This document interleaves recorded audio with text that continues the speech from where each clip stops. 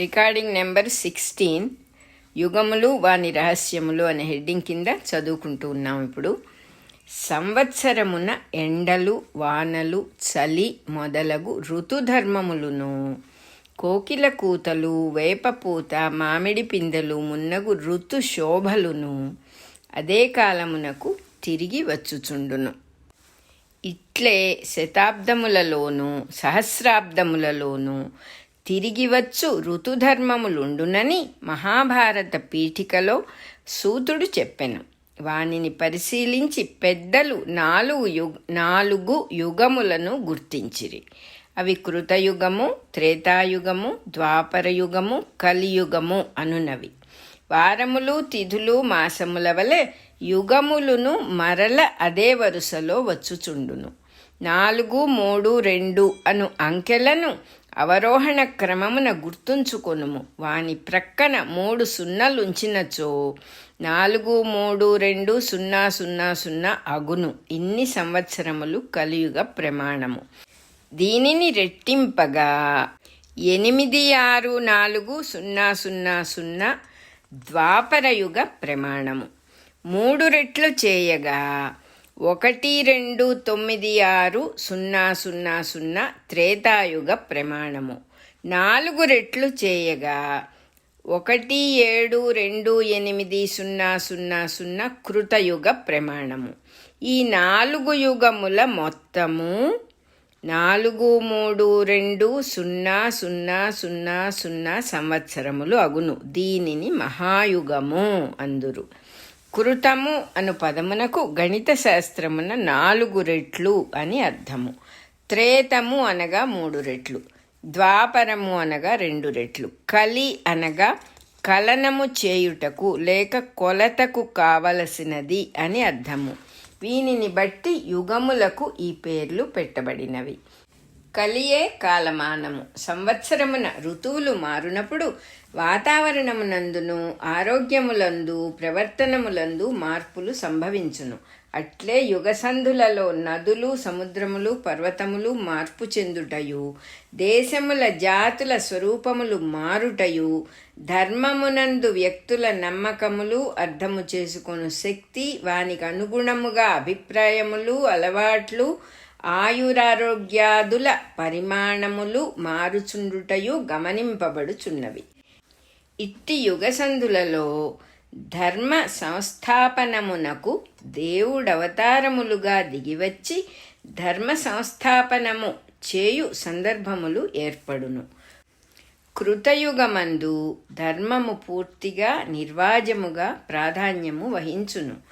త్రేతాయుగమందు రక్షించుటకు ధర్మము ఆశ్రయమగును.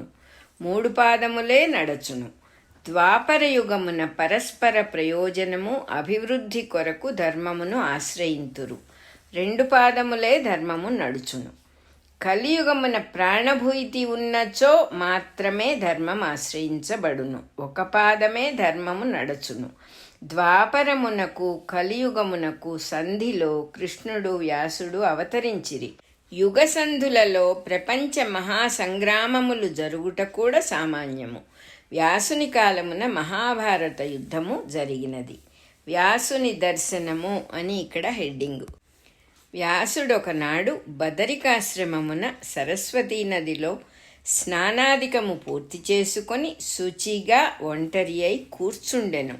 సూర్యోదయమగుచుండెను. అనంతమైన కాలము అందు జరిగిపోయిన దానిని జరుగుచున్న దానితో కలిపి స్మరించుకొనుట, జరుగబోవు దానిని ఊహించుట మున్నగు భావములు శర పరంపరలై వేగముగా మనసున దొరలెను. కాలము కనిపించదు, దాని వేగమంతు పట్టదు. దానియందే యుగధర్మములు వ్యక్తమగుచుండును. వాని మార్పులలో భూమిపైనున్న మానవుని మనసులు అందలి అభిప్రాయములతో కలవరములు ఏర్పడును. విలువలు నమ్మకములు మారుచుండుట వలన కలుగు ఫలితములను గమనించి అనుగుణముగా నడుచుకొనుటకెక్కువ మంది సమర్థులు కారు కనుక దెబ్బతినుచుందురు. కృతయుగము నుండి వరుసగా భౌతిక శరీరములలో శక్తి సన్నగిల్లుచున్నది. కలియుగమునందు హెచ్చుగా సన్నగిల్లును గనుక జీవులు సత్తువ లేనివారు, సత్వగుణము రుచి తెలియనివారు, ధైర్యము సడలినవారు, బుద్ధిబలము తగ్గినవారు, ఆయువు తరిగినవారు, నీరసములవారు అగుదురు. ఇట్టివారికి ఉపయోగించునట్టి పని చేయుట ఎట్లు? ఆ చేసిన పని అన్ని వర్గముల వారికి, అన్ని ఆశ్రమముల వారికి సరిపడునట్లు చేయవలెను. వర్ణములనగా వ్యక్తుల గుణములను బట్టి, ఆచరించు పనుల కౌశలమును బట్టి ఏర్పడు విభాగము. బ్రాహ్మణులు, క్షత్రియులు, వైశ్యులు, శూద్రులు అని మానవులు 4 వర్ణములకు చెంది ఉందురు. ఇక ఆశ్రమములు అనగా వయస్సును బట్టి కలుగు స్థితులు, వానిని అనుసరించి కర్మాచరణములును. ఇన్ని విధముల వారికి హితము చేయుట ఎట్లు అని వ్యాసుడు తన దివ్య దృష్టితో చూచెను. వేదము కర్మప్రధానమైనది అనగా ఆచరించుటను ఎక్కువగా బోధించున్నది. వ్యక్తులలో మంచి సంస్కారముల వైపునకు మార్పు ఆచరణ వలన కలుగును గాని తెలివితేటల వలన, తత్వజ్ఞానము వలన కలుగదు. వేదమును ఉపాసించుటకు యజ్ఞమును ఆచరించవలెను.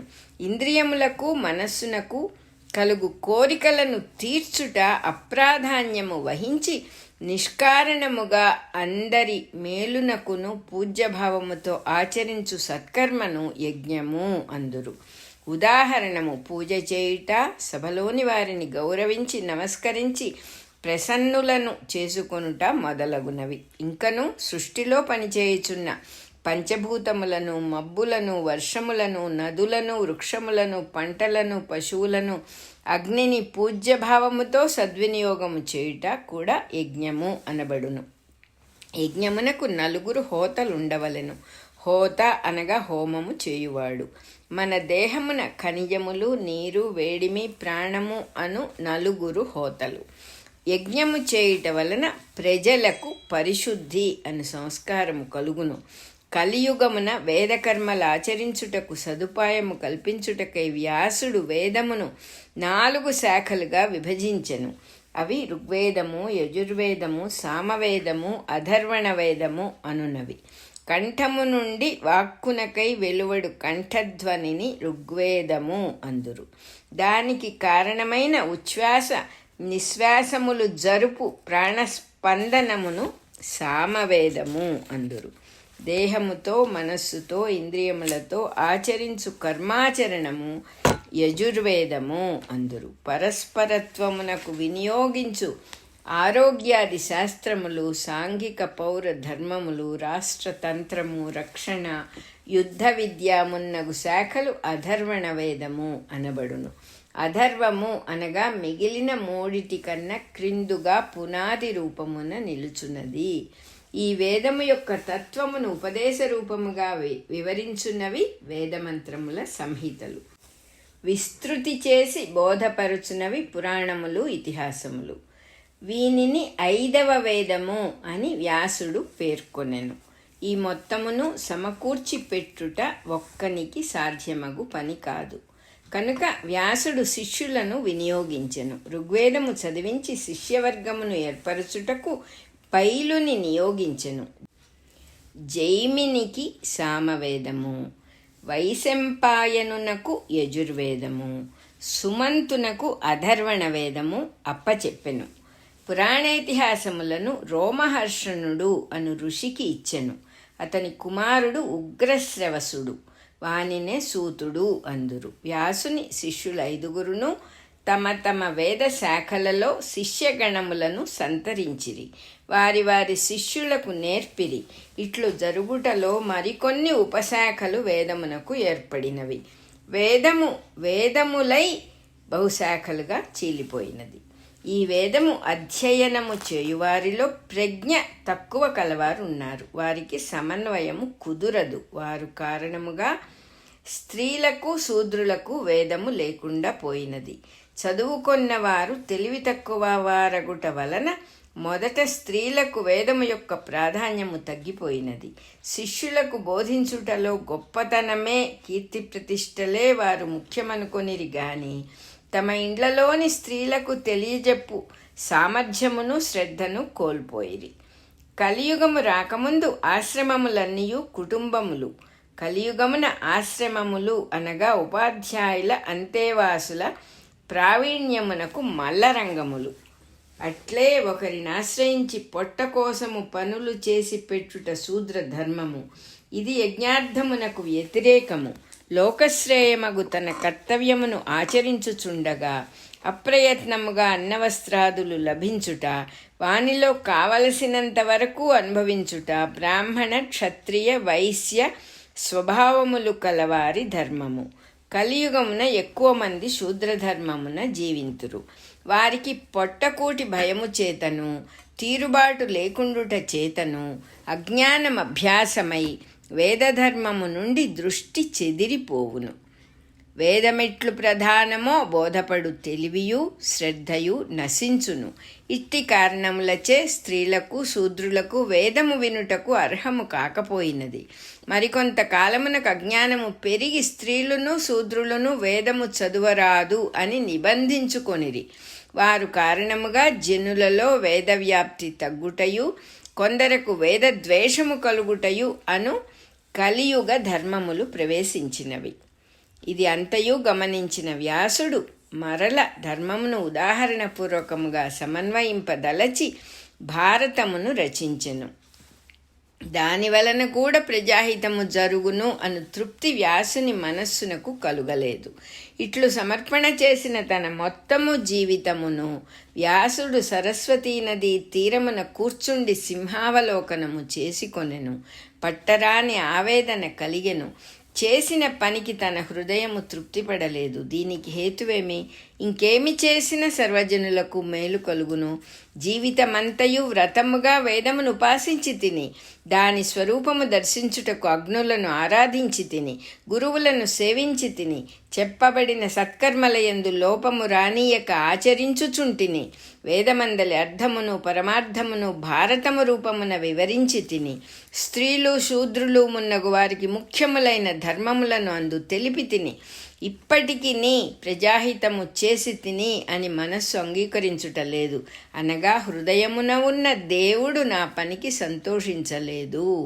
హరికిని యోగ సాధకులకు సమ్మతమైన భాగవత విధానం ఒకటి వివరింపక విడిచి తిని, ఇన్ని సాధించినను చిన్న ఏమరుపాటు వలన మోసము జరిగిపోయినది అని వ్యాసుడు బాధపడెను.